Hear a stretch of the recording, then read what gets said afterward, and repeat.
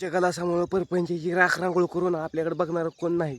दारू पिऊन आपण काय करतोय समजून झालं आणि लहाने लहाने लेकरं वनवासाला पल्ली काय तर आपल्या दारूच्या गलासामुळं. प्रत्येक माया भावासारख्या दोस्ताला सपरिवार म्हटल्या वडीलधारी माणसाला दोन्ही हात जोडून विनंती आहे, दारू उभ्या आयुष्यामध्ये टेन्शन आलं म्हणून पिऊ नका. कारण की दारू पिऊन आपले शरीर लिव्हर बाद होऊन आपण काय करतोय ते समजत नाही. कारण की आपल्या सुखादुखाला दुसरं कोण येणार नाही. जरी मिलं आपण तर दारूच्या नशेमुळं. तर 4 दिवस येणार, 4 दिवस राहणार आणि 4 दिवसानं जाणार आणि त्यांचं काम चालू करणार. त्यापेक्षा कोणाच्या काय टेन्शन घेऊन उपयोग नाही. कारण की दारूमुळं आपली जिंदगी बरबाद व्हायला लागली. दारूमुळं आपण मारायला लागलो फॅमिली सोडून आणि लहान लेकरांनी. आपण मेल्यानंतर कुणाकडे बघायचं त्यांनी?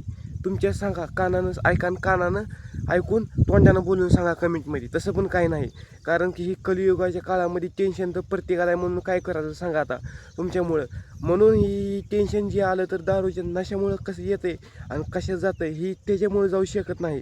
कारण की ती नशा करायची म्हणून करायची आणि आपण पडलो तरी कोण लक्ष देणार नाही. कारण की आपल्यावरती वाईट वेळ असल्यावरती सांगणारं आपल्याला जवळच आहे, दुसरं परकं कोण येणार नाही. ह्यासाठी टेन्शन आलं आहे म्हणून दारूच्या बाटलीनं परपंचाची राखरांगोळ परपंचाचा उद्ध्वस्त करून आपण काय करतो तेवढं लक्ष द्या. कारण की आपली फॅमिली शिवशोभा नाही आणि माणसाशिव आधार नाही. आणि माणसं काय आपल्याला वाईट वेळेस डोळं पुसायला येत नाही ते मान्य आहे. परंतु आपल्याला सगळं सोसावं लागतंय. हे कधी खरं एका सेकंदा सबस्क्राईब आणि फॉलोअर्स लाईक करायला विसरू नका.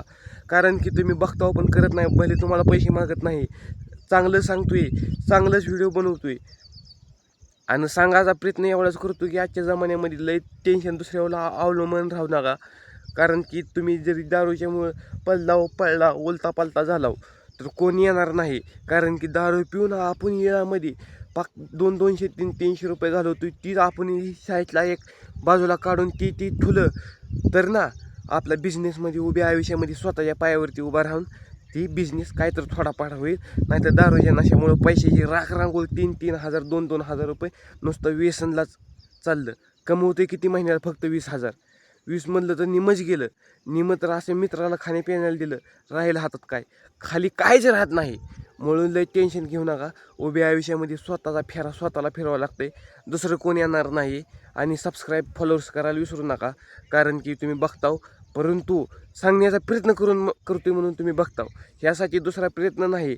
कारण की ही कलियुगाच्या खेळामध्ये स्वतःला खेळावं लागतंय. कारण की कलियुगाच्या फेऱ्यामध्ये स्वतःच्या पायावरती वाईट वेळेस हाल झेलवून स्वतःच्या हातानं काम करून ते पैसे कमवावं लागतो. आणि तेच पैसा तुम्ही भिकाऱ्याने वायपट घालून आपण काय करतोय ते समजलं नाही ना तर काय उपयोग नाही. त्या पैशाचं आपण लहान्या लेकरांना तुमच्या दारूची रोज घाण वाईट पैसा घालून लय पिताव, ती थोडीच प्या मान्य आहे. परंतु परपंचाची राख रांगोळ करून लेकरांना लहान्या वनवासाने लोकांकडे बघायला लावू नका.